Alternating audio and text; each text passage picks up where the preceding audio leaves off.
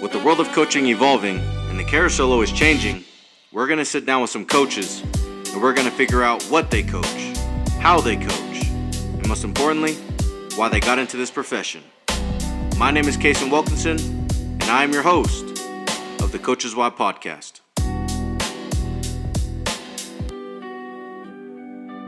I appreciate you taking the time. How's everything going up there? Well, I'm looking for an assistant coach right now, so I'm conducting some meetings on Friday to get the ball rolling. Hopefully get somebody signed and sealed so we can keep moving forward, keep laying a foundation. Yeah, I definitely understand that. William Jewell, gotta love that place. That's right in there in Missouri, right? Yeah, so we're 20 minutes outside downtown Kansas City. I got you. Yeah, I've tried to. I coach women's wrestling, so I've tried to get on with you guys like dual wise. I'm trying to duel you guys for a little while. So maybe one of these days we'll be up in your neck of the woods for a duel or something. So yeah, definitely. Yeah, that'd be sick. So I guess.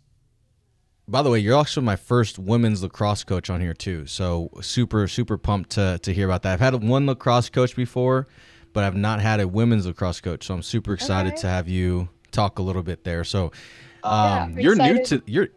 Oh, sorry, go ahead. My fault. No, you're good. I was going to say, yeah, so you're working on finding an assistant coach. It seems to be a pretty common thing right now. I think there's a lot of places trying to find one. I know we are as well. But you just got hired there like December, right? Or like within the last don't do it to me, but truly like last 6 or 7 months was when you got hired on, right? Yeah, I got put on at that is so funny. I got put on I started October. So this October, it hasn't even been a year yet. So this October will be a year. Yeah. Absolutely. Okay. How's everything going? Has it been fun? You've been enjoying it?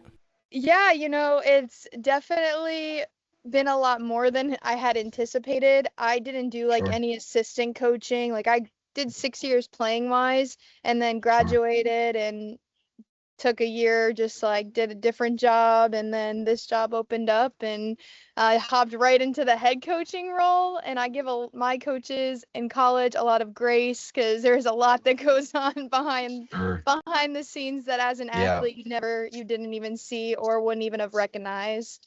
So it's been a learning curve for sure. Oh, I'm sure. Yeah, that's interesting. So you never even coached before. You just said I'm jumping straight into the helm of a college program. That's impressive. I feel like that's like you said, probably a lot under your plate for sure. So what's that transition's been like to kind of take this role over from not coaching before? Yeah, so I've done some coaching like youth wise, but at the college level, the only experience I had was a player. My first like head coaching role was that year that I was in my big girl job and I was coaching a high school team, but out here in Missouri, it's ran a little bit different than it is on the East Coast where I'm from. So that was fun to learn that, but definitely going into a college coaching role, it definitely stretched me. And I thought the coaching high schoolers stretched me to learn and how to communicate with different athletes and really stretching me ways that I want to make sure I'm getting the most out of them, but that involves me having to tailor things to that specific student athlete. But having that high school head coaching role helped a little bit going into this, but definitely working with girls who are roughly 4 years younger than me, and I played against some of them, was definitely interesting. But I'm happy to have the first year under my belt and ready to keep moving forward and be able to lay a foundation through the fall. I've had a lot of support and really sought out a lot of mentorship from a lot of people that I know. That's helped too. So. Yeah, I'm sure that's huge too, and I'll definitely talk a little bit about some of the mentors that you got because I think it's I think especially in your position very, very important that you have people that you can reach out to and just get those questions and some of that clarity because I'm sure there's some challenges that I'm excited to hear about from you that you've had to deal with. So, but you mentioned that you're from the East Coast, so tell me a little bit about that. So, where'd you grow up and when did you get involved in maybe all sports, but I guess lacrosse since obviously that's what we're coaching. Yeah, definitely. So I was born and raised in Westchester County, New York. started playing lacrosse in second grade. Fell in love with it. I mean, there was only, I think it was like a seventh and eighth grade team when I started. So basically, anyone younger just played with them. So it was cool to play up, see older girls play. I saw an older girl playing goalie, and then that got me into the goalie position, which I loved, and started doing that in fourth grade. And then I did play some volleyball, dabbled in that, loved it. But our volleyball team was winning states at the time. Those girls were playing club, and my focus was on the sport of lacrosse, and I wanted to go play in college. So I quit that after sophomore year of high school, and then I kept playing. I committed to play Division 1 at Rutgers my sophomore, my sophomore year of high school, man. They can't even do that anymore. Yeah, you're right. I committed though my sophomore year, and my mom and dad are still in New York and whatnot. Thought that's where I was gonna stay at, especially with me Rutgers only being in New Jersey. Then I entered the transfer portal, found my way out to Missouri, played 4 years in Missouri. And really, lacrosse has just been a part of my whole entire life. Like, probably came out the womb with a stick, honestly. Like, I got you. Yeah. That's cool. So you're a Yankee. You're from what? Is that disrespectful? By the way, I'm sorry. Is that disrespectful? I don't find it disrespectful. Okay, all right. Because I've heard that, but you hear about that from like a long time ago, like in the Civil War days. I have them Yankees, right? But I don't know if they still take it offensive or not. But touche. Okay, so you're from New York. That's pretty sick. Find your way to Missouri. Completely different landscape, by the way. Try to guess depending on what part of New York you're from, because everybody has the idea of like New York being New York City, Manhattan, Queens, right? But there's really beautiful parts of New York, like Buffalo, Albany, up north, right? So I don't know where you're from per se, but I don't know where that is. You told me, but I don't know where that is in New York, to be honest. But anyways, it's a different it's completely different, right, in Missouri to this. So you grew up playing lacrosse, like you said, probably came out the womb with a lacrosse stick. So, from you playing up and kind of in just being around the sport, right? Like women's lacrosse itself is a little bit different than the men's side, right? Because like on the men's side, the game itself may not be different, but there are some differences in the game itself in its own regard, right? So, I guess for the people who don't know the difference between the two, right? Can you explain what lacrosse, I guess what lacrosse is, right? But also maybe some differences between the men's and women's side that, for people who are more on the general knowledge side. Yeah, definitely. So I like to say that, it's a joke. I think a lot of people kind of say that the men's side just requires a lot of just really no skill. No shade to the men. They just hit each other with some sticks. Obviously, there's some skill in there. But the women's is a lot more technical. We can't go hitting, slamming our sticks. Like, we wear very limited amount of equipment for field players. Like, it's just the goggles, where men have shoulder pads, their helmets, their gloves. The sticks are a little bit different as well. Especially for goalies, you see kind of a different shot from men's to women's. But at the end of the day, both of them are very fast-paced sports. One just has a lot more contact, but the women's game, as it has progressed, honestly has become a lot more contact as well. It's definitely a very aggressive sport. The women do have to be a little bit more technical with the contact. There is a lot of rules. I coach it, and sometimes I argue a rule. I'm not even gonna lie. I have to apologize to the refs after, because I'm like, man, it used to be like this, and it's not like that anymore. Sure. The men's rules, I honestly don't know much about the men's rules. It's a little bit different. But yeah, I would say it's the contact, to what kind of contact that is, and the skill that it takes between men's and women's. Just so you know, there's going to be some people in there hating that you said that it's pretty much just have to be physical on the men's side. Like that, I'm just saying that you started that off real hot. Now, that may or may not be true you're going to have some people hate, love it, whatever. I'm not here to argue it, but I appreciate that that's how you feel about it. So, but you've talked about how this game has evolved, right? Like how you mentioned that you might have to argue some call, or you sometimes argue calls, which I think most coaches do at some point.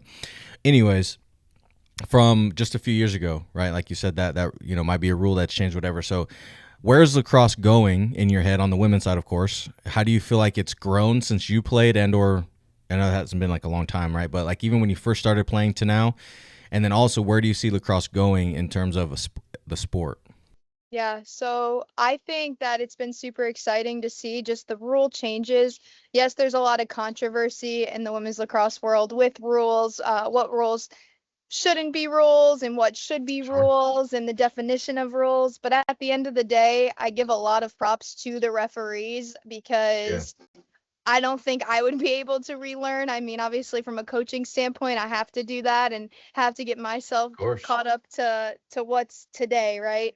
But I think the direction, and I believe the direction that it's heading has been upward, especially now seeing that there's professional women's lacrosse. Like when I was a kid, that definitely was not a thing, and I always dreamed of playing like in the big leagues when I was a Of kid, course. but Yeah. that wasn't something. So now, like seeing that just come to fruition, and now seeing these little girls and youth lacrosse players get to go and watch the WLL, and for the boys to go watch um, the men's league, right? And just seeing it get to that level after college and girls being able to continue to play after college and make a career out of it. Is something that I honestly didn't think that we were going to get to, but the sport has become so much more popular and even has been growing tremendously all across the country, right? I said the East Coast is probably a hotbed for lacrosse. When I came to the Yep. Midwest, no one knew really what the sport was.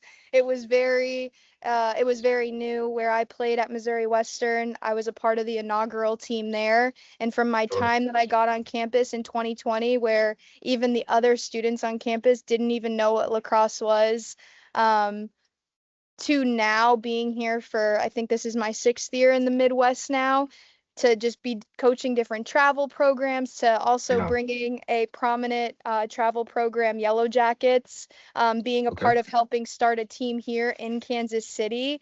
I never thought that that would be possible, as well as that's primarily an East Coast program. It's number Sure. one in the country for travel teams for girls lacrosse. And I'm just so blessed that I get to be a part of laying that foundation here to continue to grow the sport in the Midwest. And there's more and more people outside of me who are looking to do that to continue growing it. And you're seeing like it becoming so popular everywhere now. It's not really one place doesn't even know what it is. Like people are knowing what the sport of lacrosse is now. Yeah. That's cool. The growth of it. Yeah, you're right. I mean, I think you see a lot more viewership on TV. I mean, not that that matters, but it does matter with growing the sport, right? Seeing it on TV and getting it to viewers or for people to look at. And so it's cool that they've added, like, like you said, the professional side of things, and that might be something that people can look forward to now. I think it's always nice when there's something that people can actually go for, especially in sports like, like even ours, wrestling. The only thing that really had was Olympics, right? Or world championships. You didn't really have that. And now you see this thing called RAF, which is Real American Freestyle. It's on TV. It's a Yeah. kind of a place where not truly a professional thing, but it is kind of professional in its own regard, right? And so it's something else that people can look forward to. So it's cool when you get that within a sport to help with the idea that it's going to grow the sport even more, right? And it's going to help you out as a coach and as you evolve as you go. So absolutely. Now you also just mentioned that you've been out here for 6 years, right? But you haven't really had a chance. Like you jumped straight into the coaching world in terms of head coaching. Mhm. But when did you decide that coaching is what you wanted to do? Was it a person? Was it a situation? Was it just thrown in your lap and you took it? Like, what was the reasoning? Maybe not the reason, but when did you decide that this is what you were going to do with your career? So, this was not of my doing. This was simply the Lord keeping this door open and shoving me through it.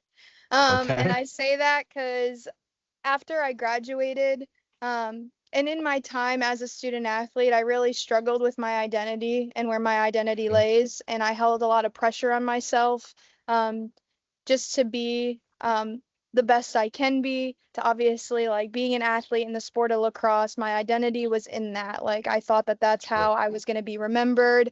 That's where all Mhm. my focus needed to go. But really, all I was doing was allowing myself to just feel really empty inside, and I struggled a lot with just anxiety and depression and my mental health.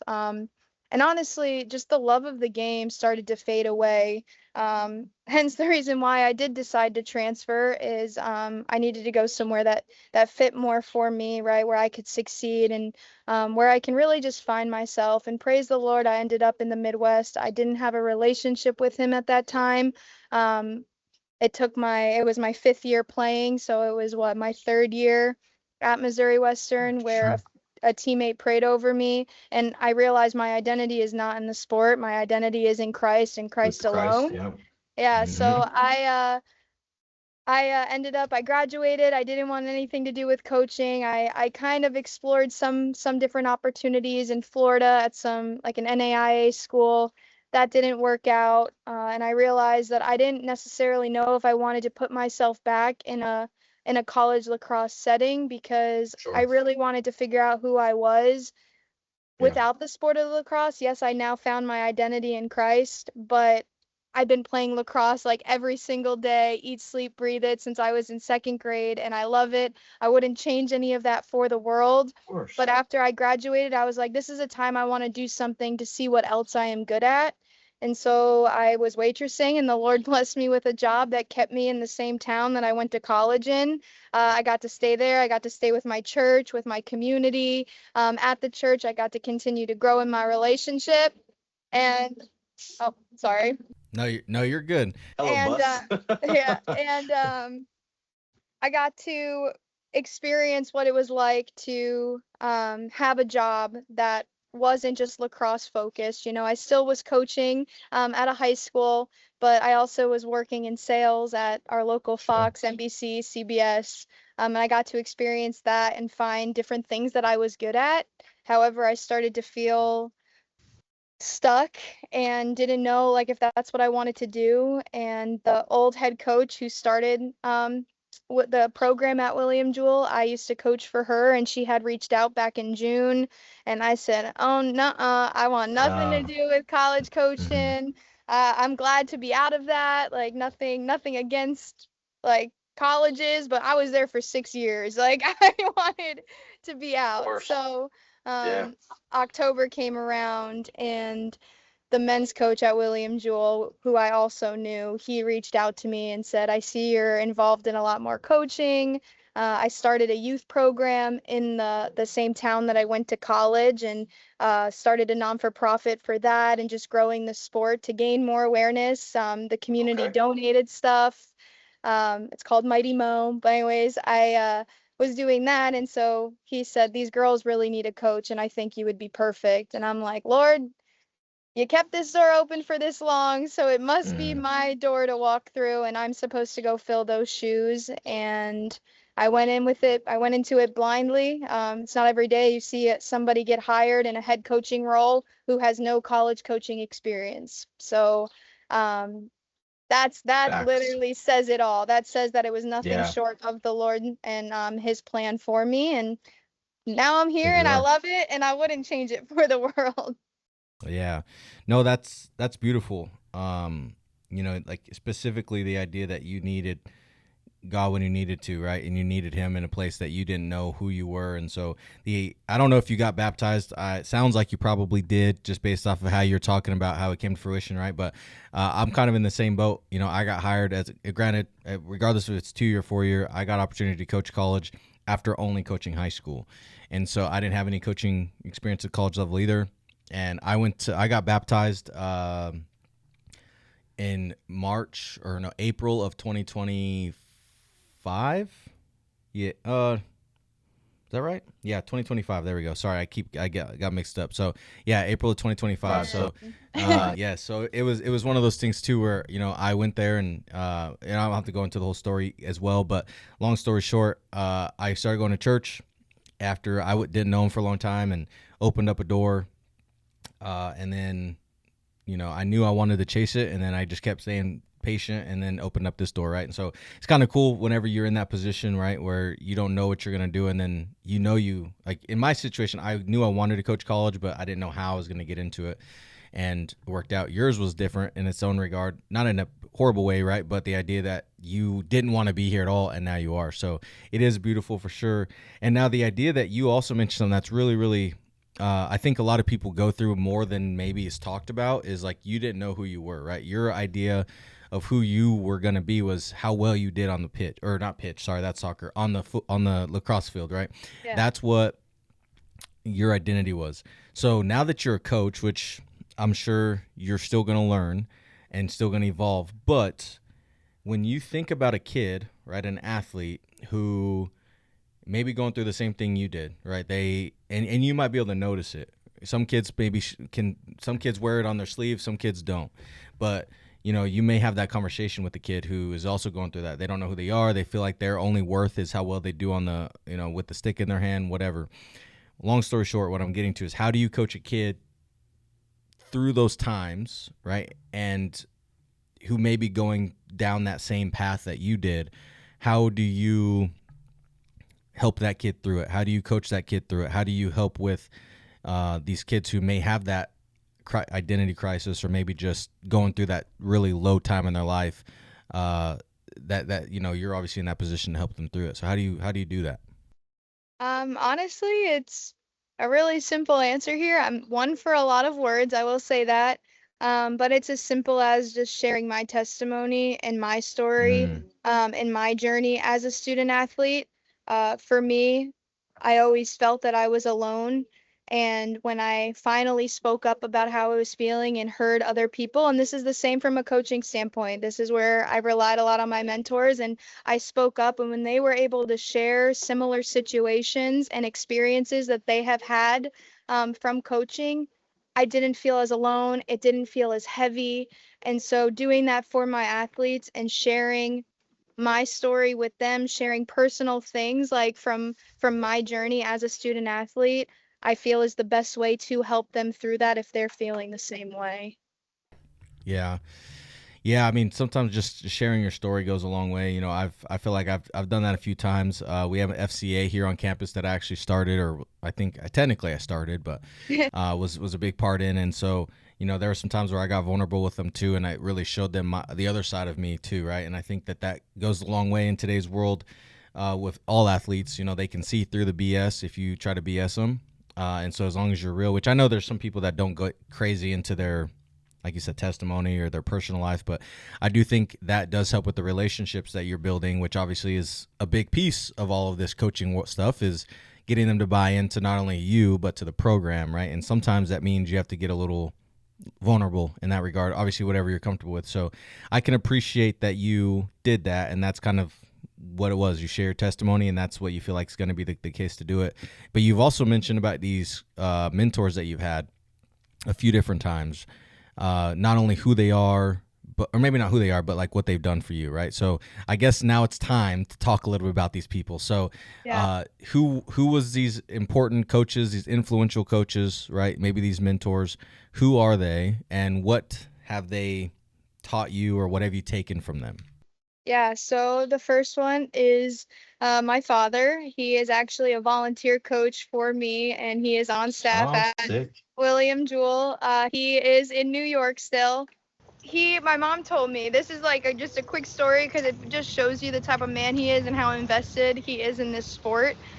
He played men's lacrosse, started in high school, didn't have an opportunity to play. He went and served our country in the U.S. Army. Long story short,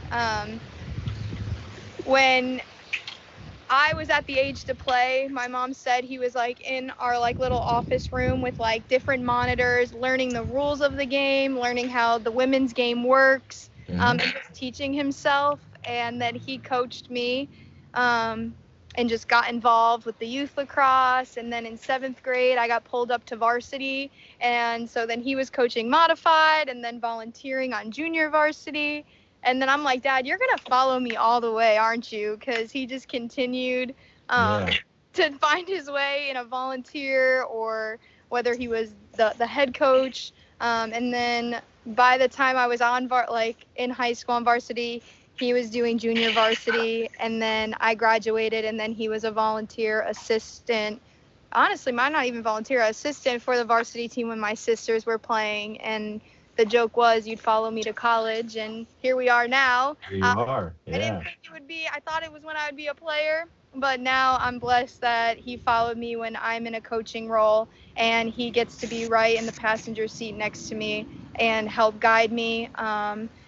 Most importantly, how to just grow a little bit thicker of skin and how to handle situations and how to balance everything, and just reminding me of who I am and what I'm doing, and reminding me that I'm doing things the right way and I'm going about things right, and continuing to teach me, and allow me when I do have situations, helps me point out things that I can take away and learn from that. Obviously what a dad does, but having him in this capacity with his knowledge for the sport, like he's embedded in it. He's now the varsity head coach at the high school I played at. He does goalie development for the same travel program. He has a full-time job. He's retired from the Army. He works for the VA. And so he really does it all. He wouldn't be able to do it all without my mom, though. So I give her a lot of props. Shout out mom, too. Yeah. Shout out mom, because she's a dog. Yeah. But Shout out my barber dog. shout out my barber dog. We love you. Yeah. But yeah, both my parents, especially from the emotional side, my mom, she was in the military for 25 years. So when it comes to a lot of things as well, I rely on her. So my parents definitely being two mentors for me in the midst of me being the boss now and having to handle a lot of things and have a lot of responsibilities. I've learned a lot of balance through them. And then some other people or just some other college coaches that I have been able to reach out to and speak to.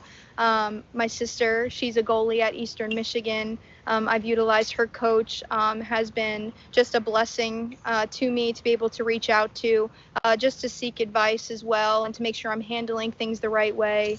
But most importantly, other coaches at William Jewell, especially our athletic director, who is also the head men's basketball coach, and his staff as well. Like whenever I had something, like they have seen me cry, they have seen me laugh, they have seen me angry, but in the midst of all of that, they have been able to recenter me, refocus me, and remind me that I'm here for a reason.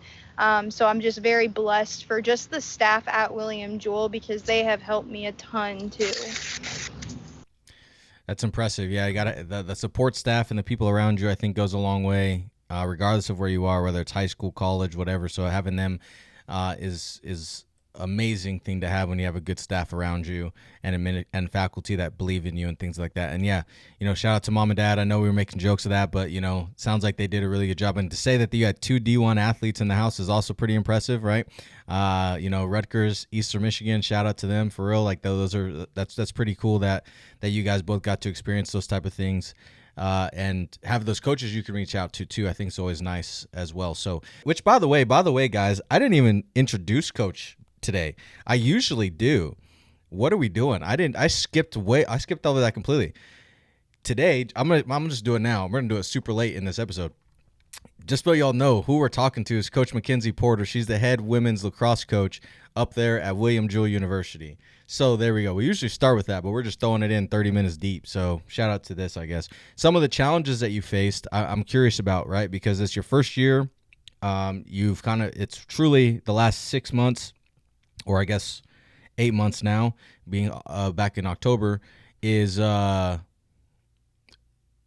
there's been challenges. There's been a lot of you're just kind of trying to figure out some things, right? So long story short, what I'm getting to is what are some of the challenges you faced, non-recruiting, because we'll get into that in a little bit, some just challenges that you faced as a coach as you've kind of stepped into this role and have taken it over. Yeah, so I would say the first, not necessarily a challenge, I would say more of a learning curve was all the behind the scenes that is happening, right? Like there's a lot of rules you have to follow from NCAA guidelines, and obviously your university's guidelines as well. So it was learning that, while also making sure that I was doing everything I needed to do for the team and the girls, to lay a foundation, which was hard to do when we were already basically through fall ball and they were about to go home for Christmas break. I would say another challenge was the schedule, right? I learned very quickly that schedules are already set, and by the time I arrived, there was set games already, but there wasn't much room for me to add any other games, right?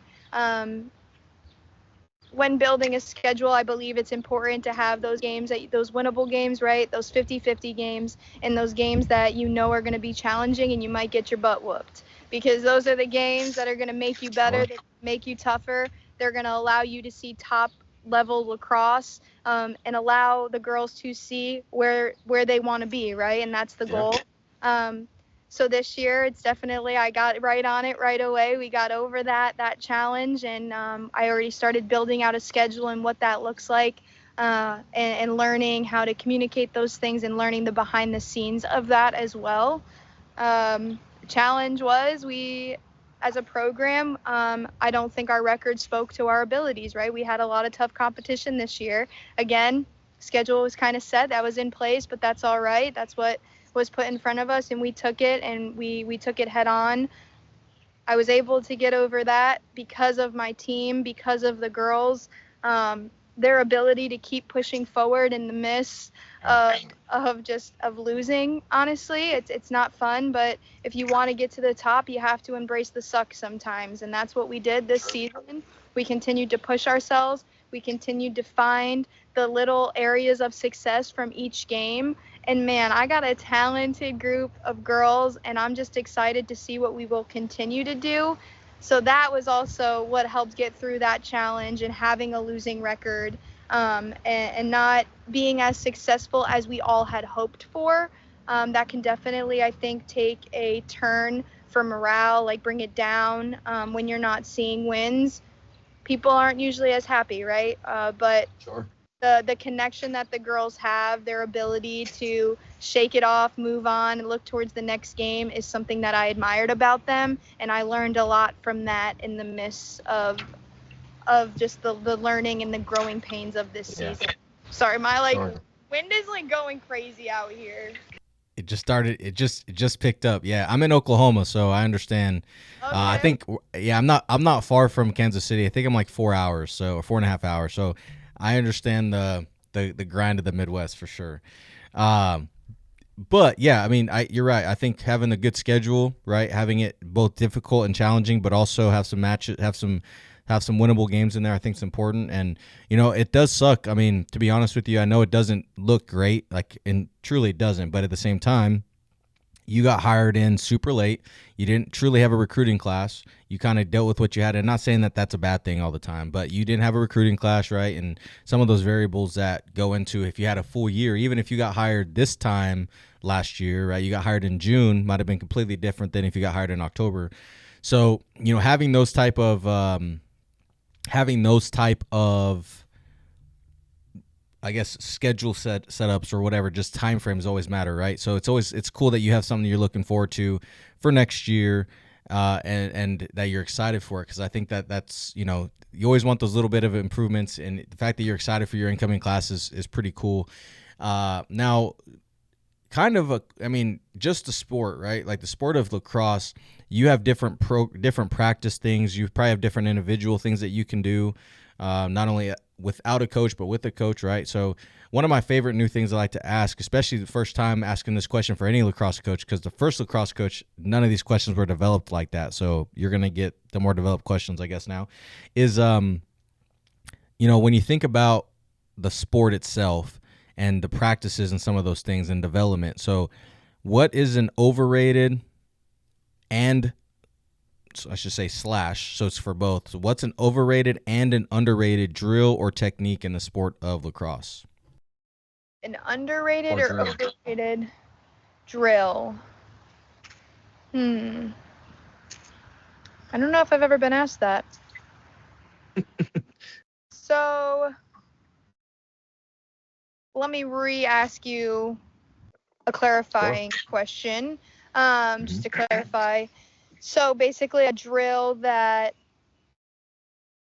I think is underrated, like we should be doing more, and a drill that we might do too much of. Is that what you're like with overrated? Yeah. Yeah, and it could be and it can be anything in or it could be any aspect of the sport too. Like for example, I've heard people talk about in baseball like the exit velocity and like the launch angle. Like that's not like that's taught in baseball because that's talking about home runs and power, right? Versus traditional, it's just get a good clean swing through the strike zone basically, right? Or certain drills in football, different things in basketball. Like I had a soccer coach talk about why are we training on scoring goals without people like without defenders, right? Like that doesn't really teach us much. That doesn't really put us in that position to actually in a game. So it could be anything. It could be something that lacrosse does, of any facet. It could be a statistic that's super sought after. It could be simple as this drill's not done enough or this drill's done too much, right? So exactly. But it could be of any facet in lacrosse. It doesn't even have to be something that you do. It could just be something that you've seen lacrosse coaches or clubs or whatever do that you think is too much or too little of. Yeah, honestly, I understand the question. I just don't think I have an answer. That's fair. No, yeah, that's good. I mean, I just find it interesting, people's different perspectives, right? And you're first lacrosse coach in a long time, so I mean, I don't know, but you've just been around the sport for so long that it's like I figured that might be good for more on the athletic side because it's like something that didn't work for you versus something that you wish you did more of, right? So, no, that's fair though. If you don't have an answer, that's cool. Yeah, I think that like obviously like there's drills and stuff that I found that I like that the girls like, and there's drills that I've done that like as a goalie that I didn't um, see beneficial for me, like more of like those shooting drills that specifically from the elbows and they just like catch a pass, go and shoot just goalie. Um, for me as a goalie, I was like, man, I don't like this drill. That drill used to make me cry when I was in high school because I had girls. A lot of the times, like at the high school level, you're getting hit with the ball more so it wasn't as enjoyable.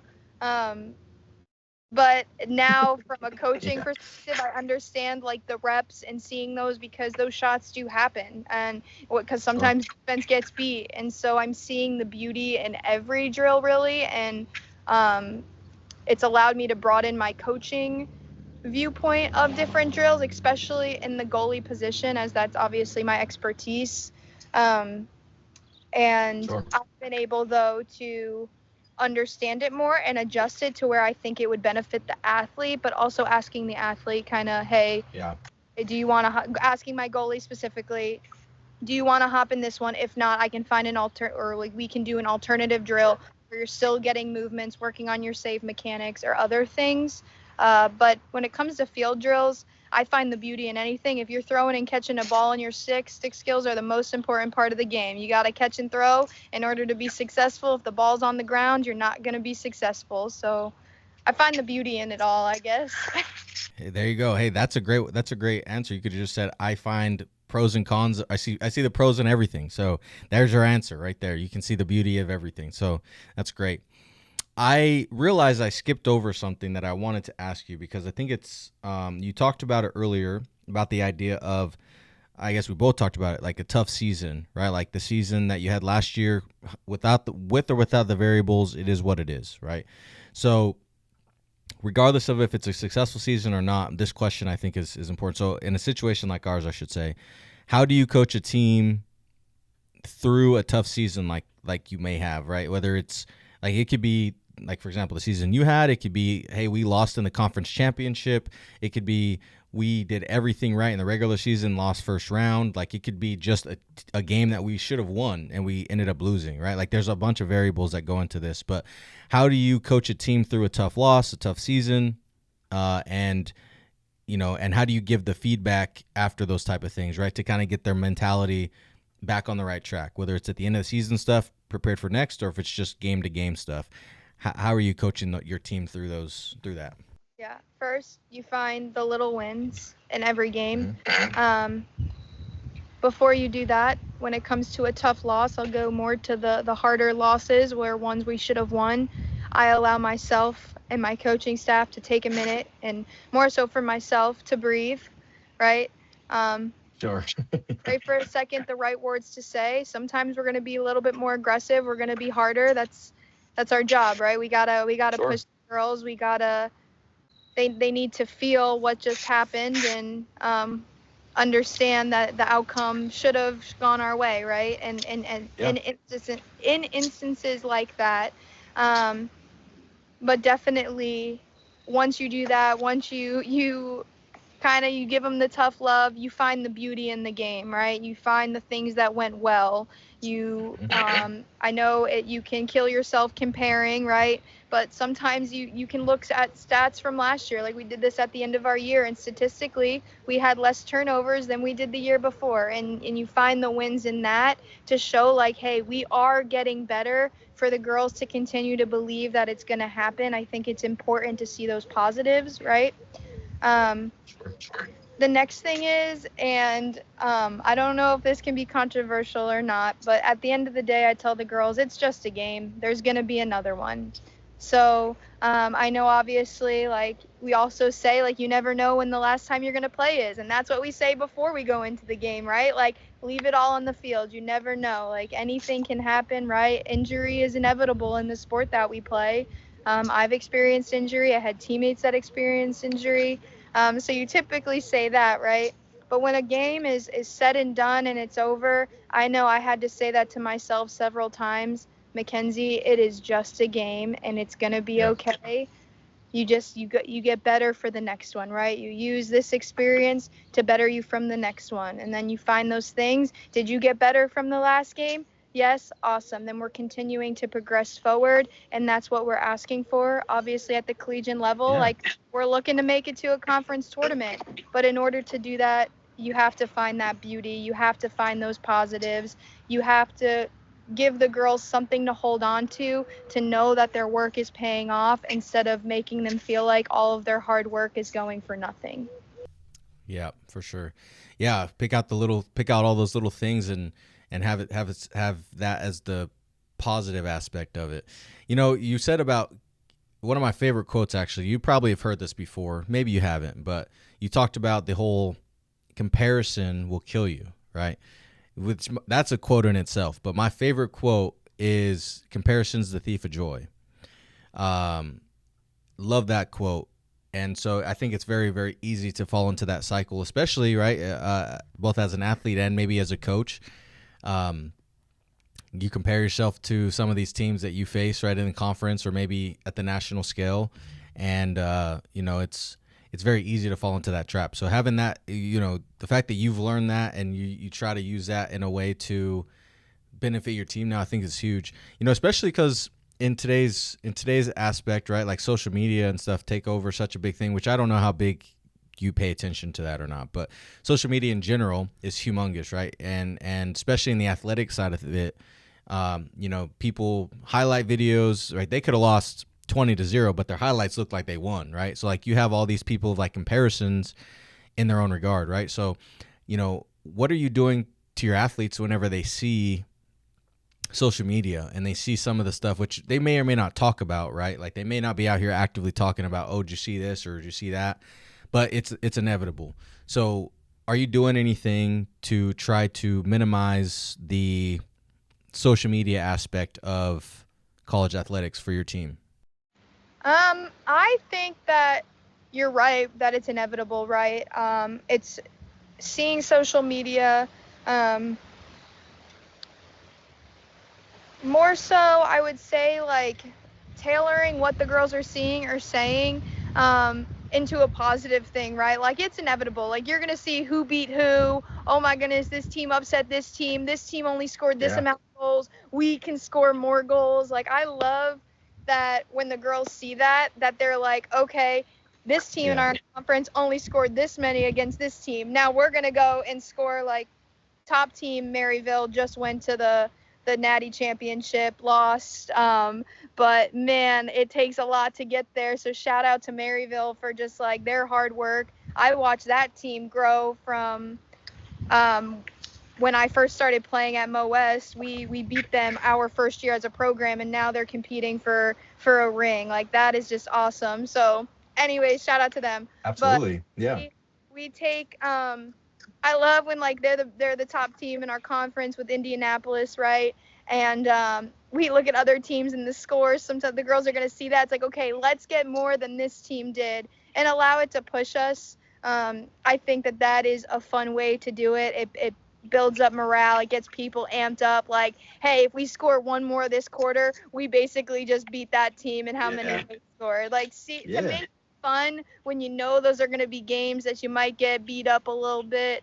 I love seeing the underdog stories. I love when the girls talk about, my goodness, this team just beat out this team. Like, it's exciting because the girls, like, literally, and I tell them this all the time, any team is capable of winning on any given day.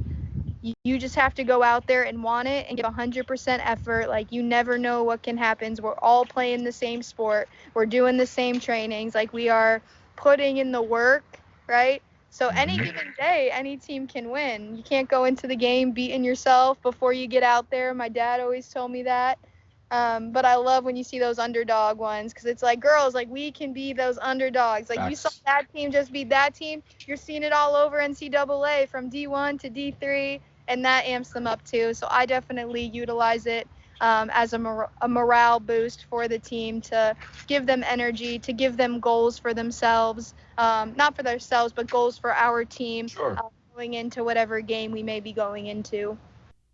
Yeah, I think that's always. I mean, it sounds like you have a system that works. I think with the athletes, right, like that, you have to have something that, like, a lot of, like, that question I just asked you, there's some coaches out there that may try to do the whole, like, silence it, right? Like, let's not pay attention to it, things like that, which I'm sure there are some things like that are spoken on, like, hey, we need to silence it. But having the idea, like, using that as a motivation is cool. And I think it goes a long way, especially that team morale part. You know, like, if you guys can come together, even if we might lose by 5 or 6 points this game, but we scored more, right? Like that, those little things, those little victories go a long way for that team culture, that team morale. And so I can actually appreciate that you use it in that way instead of the whole silence it, don't pay attention to it, which probably should really at the end of the day, but they don't. So let's use it as a positive. There's times, like, right, with all things, like, there's times where we might have to put a lock on it for a moment, right? Or if it gets too carried away, we might have to turn it down a little bit. I think that's with everything, right? There can be too much sometimes. So it's monitoring that, but also these girls love to compete. Like, I'm a competitor through and through, and it makes it more fun. Like, I mentioned earlier that I put a lot of pressure on myself, my performance. I carried our losses super, super heavy when I was a player, and I put it all on my back. And I know a lot of my girls, they do that too, because they're competitors. They want to compete. But when I found the beauty, obviously, when I found that my identity is not in the sport, that it's in Christ alone, and I started going out there and just having so much fun, I wanted to remind these girls, yes, there's a time for us to be serious. We're going to put in the hard work, but most importantly, like, this is supposed to be fun. Like, we should be competing. I love the smack talk. Like, respectfully, like, they know, like, what smack talk's good, what smack talk's not. We are respectful to one another. There's definitely boundaries and lines for that. But, like, my favorite thing was at a practice when I was a player, and I stuffed one of my teammates, and I was like, oh, I'll just I don't remember her number, but, like, 1-8, like, I just stuffed you like a Thanksgiving turkey. And that's crazy.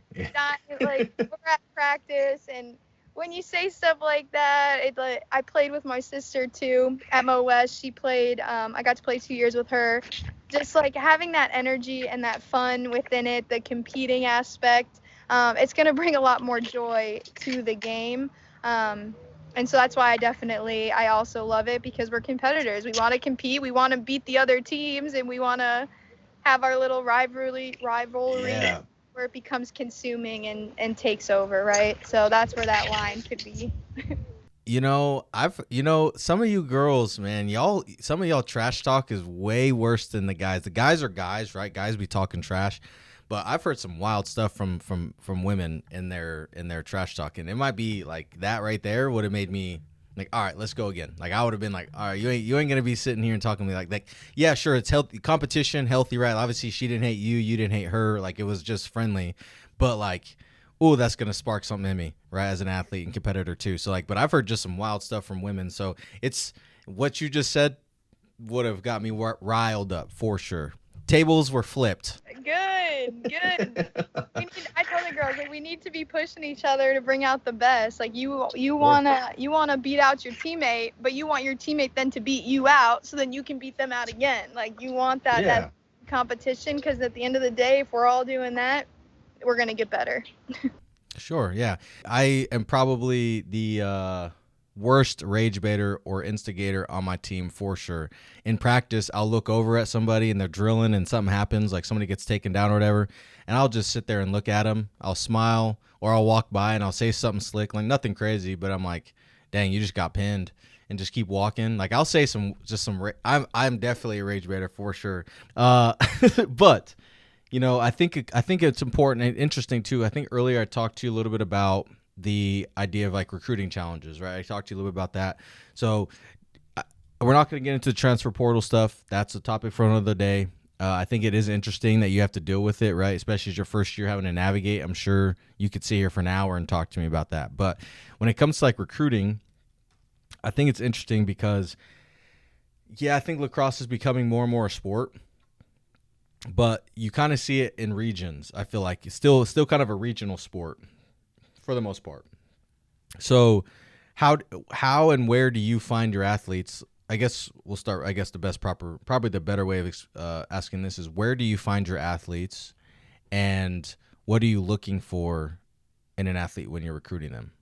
Yeah. So obviously there's a lot of platforms that we're able to utilize. Sports Recruit specifically is a top one that I am frequently on. I can sit here confidently and say that the class of 2027 has been a great success.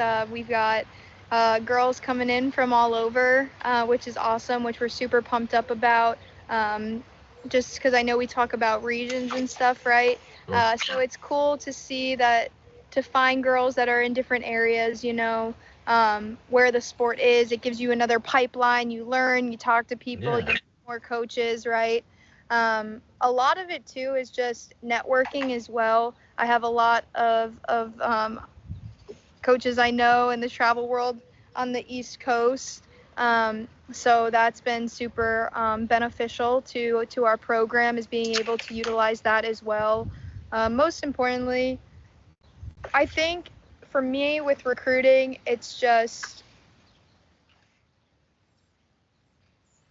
with what I'm looking for is for girls, right, that want to come in, that want to work, right? Obviously we're looking, can you catch and throw with your right hands? Like there's a lot of things on a checklist that you look at, right? But most importantly, like when I'm talking to people, like I'm looking for good girls who want to come in. I think it was the Florida State coach who said this one time, like when he would recruit, a gentleman from Georgia just told me this actually, and said that this football coach would go in and sit down with the families, and he would say, I want your son to come to FSU, and I want him to leave better than he was when he walked here day one. And so that is what I've been utilizing. And somebody told me that when I was in the midst of the unknown. I haven't recruited anyone. I was stressed. I kept praying. I know the Lord is going to provide. But then he told me that, and I was completely at ease. My perspective on recruiting completely changed, and that's what I want. Like when I talk to girls, I tell them, like, I want you to want William Jewell, right? Like I'm not going to force you to want it. Number one. Girls who want William Jewell, who are bought into the small, tight-knit community of the college, who are bought in and being part of a program that's going into year 4 and the growing pains. I'm looking for girls who are willing to come in and push themselves, so when they leave at the end of when their career is done, that they can confidently say that I came to William Jewell as one person and I left a completely different one, and one for the better, not one for the worse. So when it comes to that, those are conversations that I have. I like to know about the recruits, their families. I like to get, I like just like, I really appreciate how you mentioned like just I guess the authenticity in me, that means a lot, because that's what I'm hoping that recruits feel when we do these video calls. I do every call on a video call. I know some I've done phone, but I like to see the person face to face so I can feel them out. They can read me. I can read them. We can kind of get a vibe if this is going to be a good fit or not. So all of my calls are on a Teams call.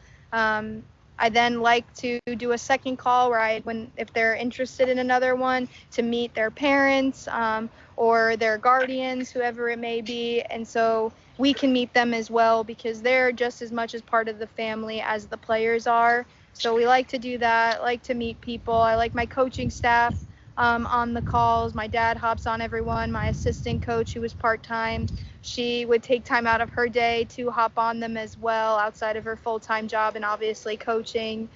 So they get to meet all of us and get a vibe for us as a coaching staff, and obviously a vibe for the school as well, because like I tell the girls, I don't know what the Lord has in store for me. I can't guarantee how long I'll be here for, but when I tell you when I'm bought into something, I'm bought in, and I'm going to do it until the Lord says, Mackenzie, I need to take you here. And I'm upfront and open about that. We see coaching changes so often, right? My college career, I had a total of 4 head coaches over 2 universities, 2 at Rutgers, 2 at Mo West, and then I think probably about 10 different assistant coaches from both the schools. So you see coaching turnover. I want the girls to be bought in for us, but I also want them to see how much we love William Jewell and how we're new to William Jewell, and how I have fallen in love with the university as well, and how just wonderful of a place it is. Like, I don't say that lightly. Like, I've seen a lot of colleges, been on a lot of visits in my recruiting days. This university truly is something special, and their students, they leave already on the path, like already having a career and a job already in place by the time they graduate, because Jewell does such a good well on the academic side of things as well. But what I'm getting to is we're able to share those things, like with recruits as well, and just being open and honest with them about the university, and they can feel that when they're looking at us, speaking to us, and see our energy, see our feelings about it through our expressions, which has been really beneficial for us. Yeah, I was shaking my head smiling the whole time. The reason why is 2 reasons. One is I had no idea a Florida State coach said that, and I didn't know coaches really said that. I thought I was unique to me, probably not unique to me, but I never have really looked into it. But that's what I say at the end of my goals. I always say that. So it's interesting that he said that. But the main reason why I was smiling is because I don't think it's the current coach, but it was a Florida State head coach. Still, right. Yeah.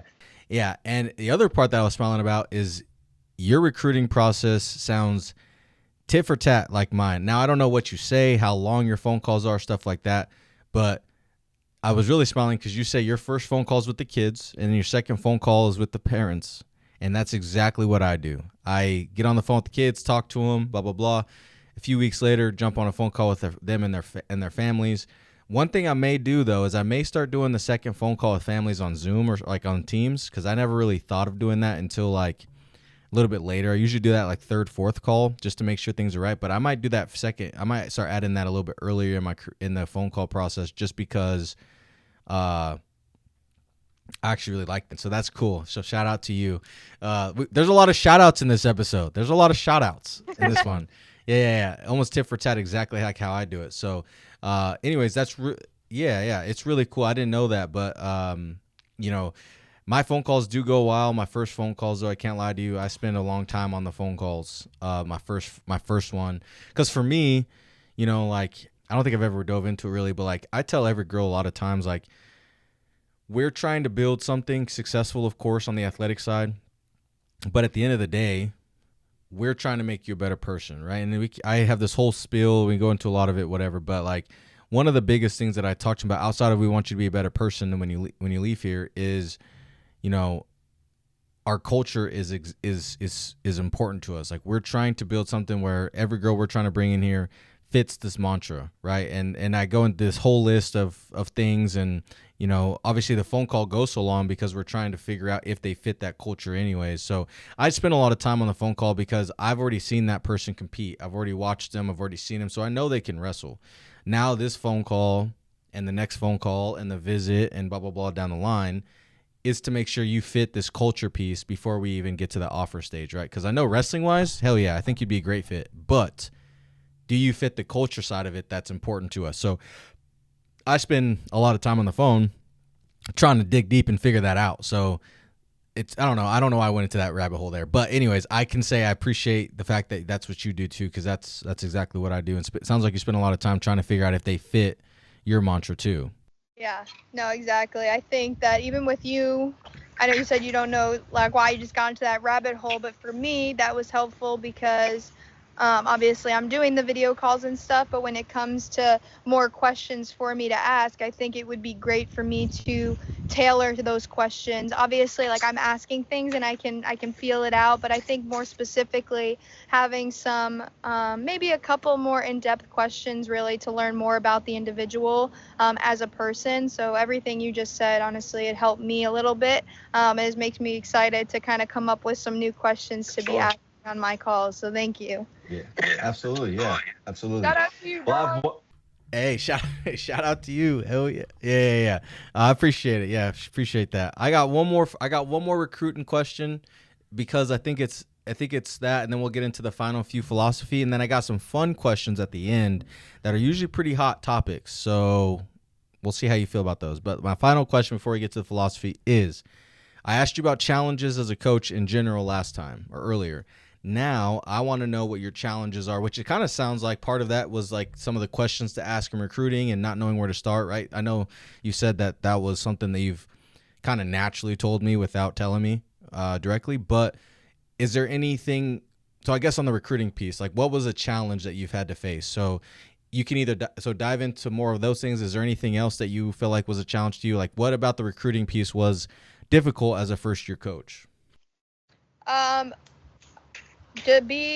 don't know if this is what I should be saying, but it's the truth, and I like to tell the truth, The hardest thing for me would be I would ask myself this question: how am I supposed to recruit girls that are from outside the Midwest, right? Like in hotbed areas for lacrosse.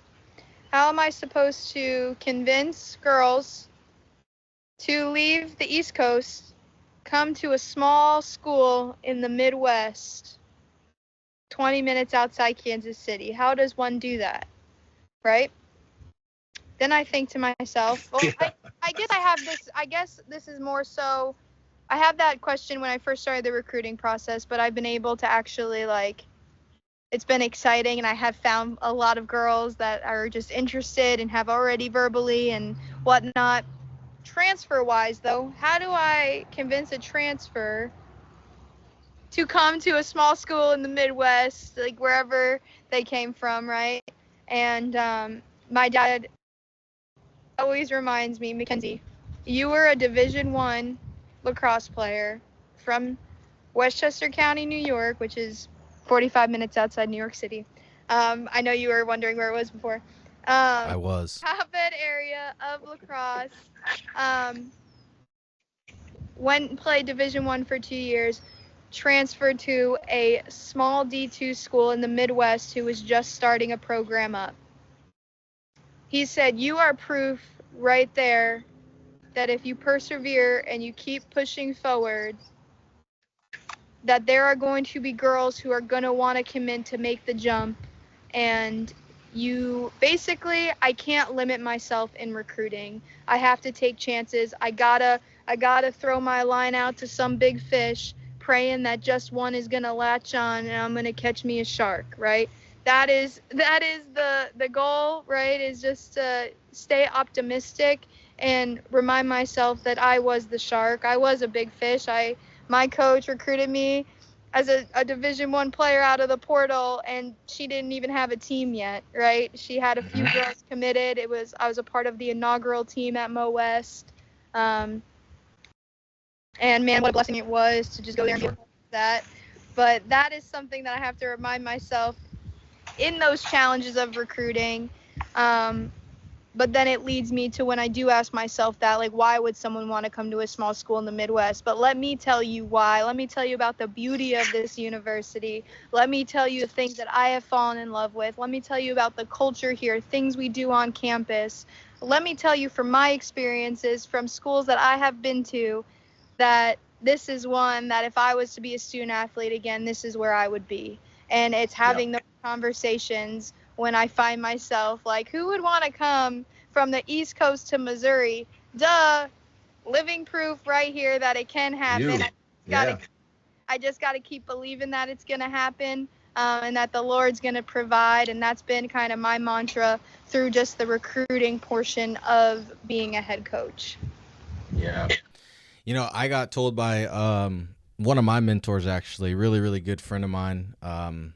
One of my first ever podcasts, actually, too, when I was still coaching high school. I was just talking to him when I first got to know him. Now we're obviously down the line where we're closer friends now. But at the time, when I asked him this question, he told me something that not very many people heard, but because we didn't have many people listening at the time, but it still stuck with me, is he was a top 5 team in the country as an NAI program and the only women's program in North Dakota, or Montana, excuse me. And he told me something. He said, I throw my hat in the ring for every single girl that I want, that every girl that fits our mantra, right? And in I'm paraphrasing, of course, but basically he was going after girls who were top 5 in the country ranked, right? Obviously those girls should be, like, on paper, right? They're going to the team that just won a national title. They're going to the top end, right? And so he told me that. And so ever since then, I look at some of these athletes, and it's like, that girl could easily go Division I and go really be successful. I'm going to throw my hat in the ring just to talk to her, see if I can get her on my culture, right? So we're a 2-year school. I coach JUCO, so we're a 2-year school, right? Completely different, not different than yours, but small town, Eastern Oklahoma, JUCO, right? Whatever. This year we have, like this coming year, we have 2 nationally ranked girls, both in the top 15 in the country for their weight class, both top 10 seniors, pound, like, in their weight classes. We have 10 states represented coming to this small town, right? And so like as far east as South Carolina, as far west as Arizona, coming to this small 2-year school in Oklahoma, right? With nationally ranked girls, All-American, stuff like that. So I try not to flex, but it's one of those things where, like you mentioned, how you're not afraid to throw your cast out there to catch a shark, right? And so same thing what your coach did to you. Like, I feel like that's something I've done as a 2-year school, and I hope and I do plan on, hopefully it will pan out, right? And bringing those girls in obviously leads to next year's class, right? They see it, they know that, right? And it just kind of goes down the road. So the idea that you're not afraid to throw your line in the water for a shark when you should be potentially fishing for bass, but you're out there fishing for barracudas or whatever, right? Like, those things are at the hell. I don't know if a barracuda is an attractive fish or like a fish that you want to catch, but I mean, you said shark, so it can't be much worse. Go with it. Yeah, barracudas. Yeah, it sounds cool, so we'll just run with that. So, yeah, absolutely. I can appreciate that. So that's awesome. So my final few questions for you on the philosophy side. I know you're new, so keep in mind, I know that these questions, you might have an answer for, you may not. There's no right answer, of course. But how do you build a successful culture on the level of buy-in and mindset? I think trust. I think that's huge. Being honest.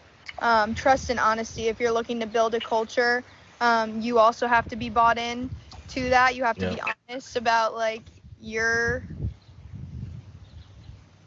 vision and your, like, goals for the program, for the culture of that program, for the future of that program. So I definitely think being truthful and being honest is probably 2 key components to that. Like, yeah, well, I think another thing that you didn't say, but is very true. You just told me how I complimented you on your realness. Like, that's a huge thing too. They have to see that you're not just some, oh, you're a coach, you're like on the pedestal or whatever. Like, no, I still make mistakes. This is how I talk. I still my brain still functions just like yours does sometimes, right? And so I think that realness also, which I didn't mean to interrupt you, but I think that also is another thing that helps create that buy-in in culture too, is that they see they can not correspond but relate, I guess. Yeah, they can relate to coach too in that regard too. So I think that helps as well. Yeah, I think no, I'm glad that you interrupted me, because as I was thinking, like, just staring off into the abyss, being truthful and honest, right? But also, like, you're right, like, being real. I think it's important for the girls to know that I'm a human as well, and if we're looking to lay a foundation, and lay this firm foundation for the culture of the program, for the future of the program, it needs to be laid on a foundation where we all kind of are in the same understanding that, like, I know I'm not perfect. I did not walk a straight and narrow. I told the girls this in my interview because they got to be a part of the interview process and they asked me questions, and I said the same thing to them. I said, I didn't get here because I did everything right. Quite honestly, I messed up quite a few times. Got in trouble. Yep, facts. Like, Oh, you got in trouble? I'm just yes, kidding. I know. It did happen, and did I have a lot of shame about it in the past? Yes. Obviously, the personal things of my life then, like, those are things that maybe I might not get into depth with my play, Sure. right? But it's them knowing, like, hey, like, when I hold you accountable, when, like, our pillars, like accountability, right, be telling the truth, being honest, holding yourself to a high standard, all I'm asking is these girls, like, I know you're not going to be perfect, right? All I'm asking is that you hold yourself accountable. If I wasn't held accountable, I would not be where I'm at right now. And sometimes being held accountable sucks. Nobody wants to be pointed out for their wrongs, but guess what? It makes you stronger and it gets you to where you're going to end up, right? And that's what we lay that foundation on, is like, girls, I'm not perfect. I don't expect you to be perfect, but I do expect you to reflect, hold yourself accountable, as I will do the same. Yeah, absolutely. So my final question for you, my favorite question. By the way, you guys, if you guys are watching this on YouTube and you guys have never been to, which hopefully this one works. You guys noticed the last episode we had technical difficulties with, like, the camera didn't work for whatever reason. We see each other right now, but hopefully it actually records and does its due diligence. Now, with that being said, if you guys have seen behind Coach, it started real green, real nice, real chill, and it's gotten windier and windier, darker and darker. So, well, that's the Midwest for y'all. It can go from real clean, real nice to real windy and dark in an hour, if that. So, like, anyways, I just had to call that out. I don't know why, but I've noticed it more and more behind you. So, Yeah, no, and the wind is picking up, so, like, my umbrella above me blowing, the table's blowing. Yeah. yeah, shout out to the Midwest now too. Final question for you. It's actually the name of the show. It's you've also said this throughout the time, right? You've talked a lot about your faith and talked a lot about God and how He's led you through these doors, right? And I know that's probably going to be the answer to this, but what is your coach's why? Why do you do this? Well, you're 100% right that my why is because of Jesus. And I do this because He opened up the door. He provided this blessing in my life to utilize my experiences to help the next generation of lacrosse players and to help other girls that are in college. And I get to do it right there, right with them. I get to lead them, obviously, in that head coaching role. But He has blessed me with that opportunity in this platform as well, to just be there, be somebody that the girls can rely on, be there as somebody that they can look up to, not because I'm perfect, like we mentioned before, but hopefully someone they can look up to as I stand here in humility, knowing that I messed up, but because of the Lord, I am here today. Because of the blood of Jesus, I get to stand here. And that simply is my why. And that's why I do it all. That's why I'm back in coaching. It's why He brought me back here, because He wants me to be that reminder to girls that your identity is in so much greater. with that, I never force my faith on nobody, but I will sit here openly and say that I am very confident in my faith and my walk with Christ, and I will proclaim the name of Jesus Every day. every day, and that's what I'm going to do. But I'm most importantly going to use those qualities of faithful, the fruits of the Spirit, is really my coaching style: patient, faithfulness, right? I want to make sure that I am exhibiting those fruits, and I want people to look at me and be like, why is she different? And I can give all the glory back to him. Yeah, absolutely. I love that. That's amazing. You know, having the people, I know you said you don't force your religion or anything on anybody, but, you know, Proverbs 27:17, they say iron sharpens iron, which people use in just regular terms nowadays. But when you put yourself around those type of people, whether it's the program, whether it's other coaches, whether it's your community, right, you are sharpening the sword, right? And you have to have that to go through life, in my opinion, as well. And I do think that by you doing that, right, being that person for these athletes, for these people, and families as well, right, it really is going to create this environment that, regardless of if you believe in Jesus or you don't, that's our foundation. We're a community built around, you know, trust and relying on each other, because you got to love thy neighbor, right? And so we got to love each other. We got to do the right thing. So anyways, I appreciate the hell out of that. Why? That was really good. Yeah, really, really fun. So with that being said, if you guys are still watching this on YouTube, make sure you guys hit that bell, like, subscribe, all the 9 yards. If you guys are an audio listener, Apple Podcasts, Spotify, whatever, make sure you guys hit those stars, leave a review, say what you got to say, but say it with your chest, because Coach and I want to hear it. Coach, I got a fun few questions for you to end here with. So, question 1.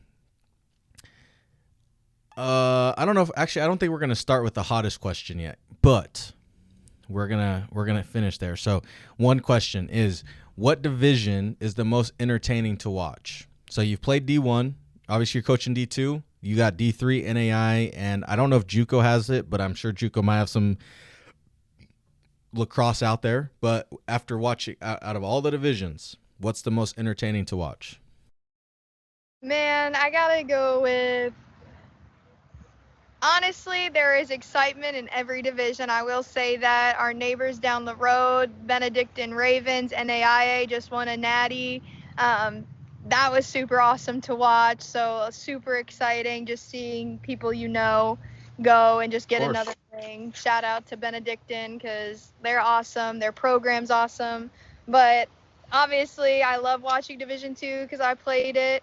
But I would say the excitement and the reels that I find myself on are reels from Division I programs.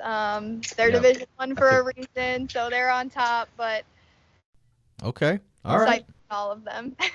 Okay, all right, touche. I like it. Here's the real question. That's the hottest question that I am excited to hear your answer here. What state produces the best high school lacrosse? Man, which state? I gotta go with New York. You know, like East Coast over there, Long Island. Long Island produces some lacrosse players. We were always, I know when we were playing in a Long Island team, we were like, man, we're gonna get beat up because they are some skillful individuals. So I would definitely say Long Island probably produces some of the best lacrosse players. State bias. I mean, I kind of figured it was coming. I mean, those Cali people are going to hate you. New Jersey's going to be upset. I mean, it is what it is, I guess. Adelphi up there in Philadelphia, I think that's where they are. They're going to be upset at you. So, you know, it is what it is. Adelphi, they think they're... The men's might be a little upset with me, too, because I said that they have no skill. But that's... You're right.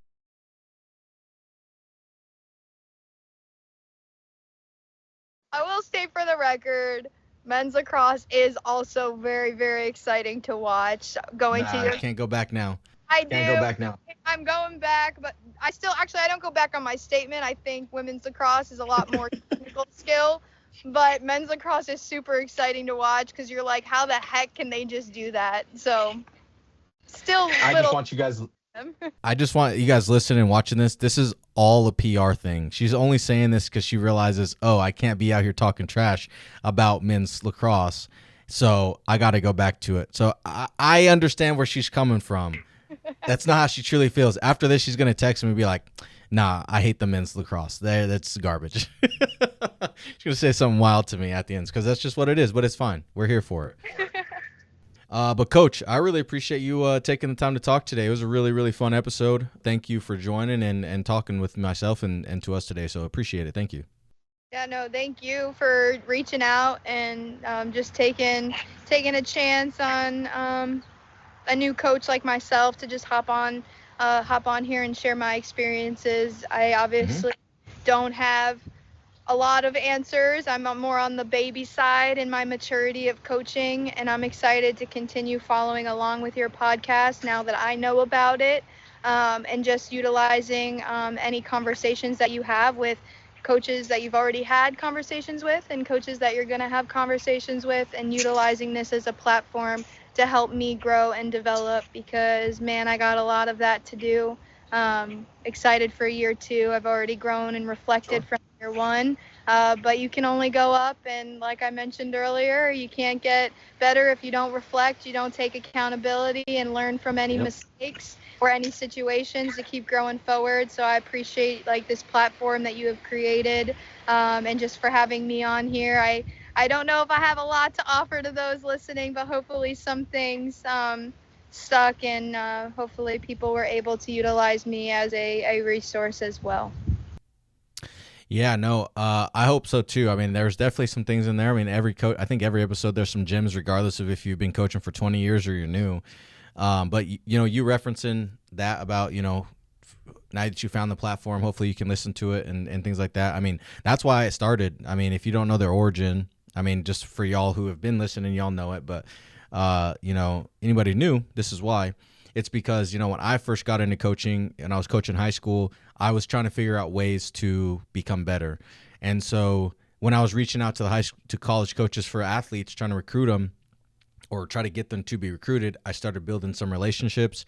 Ended up being like, maybe I wanted to talk to them anyways. I was calling them, asking them questions. And then I was like, let me just do the podcast, because I wanted for me, and then maybe there's other coaches out there. So it's just kind of grown to a point where now, like your example, you're a new coach who might go back and listen in the future, right? And so that's the whole point of it, was because I feel like there's so many people out there that could use some of the things that are spoken on, and every episode's a little bit different. It's the same kind of system, but like there's some questions I didn't ask you that I might have asked the last coach, or there might be some questions vice versa, right? And so anyways, I appreciate you for one, becoming a new listener, but also explaining that thing and explaining everything. Yeah, I mean, there's things that we can take from everything. I mean, even just you and I, like you talked about how you recruit, like you just kind of I just gave some sauce out too. That's how I do it, And so absolutely, I think that we can learn from it all. And so I appreciate you again for taking the time to talk, and thank you guys for watching, for listening, and being a part of this. So with that being said, guys, by the way, if you guys want to follow Coach, I'll put William Jewell, their Instagram in the bio or in the description. So if you guys want to go pay attention and go watch William Jewell this next season, I will put that in the description. But anyways, with that being said, thank you guys so much for watching, listening. We'll see you guys on the next one.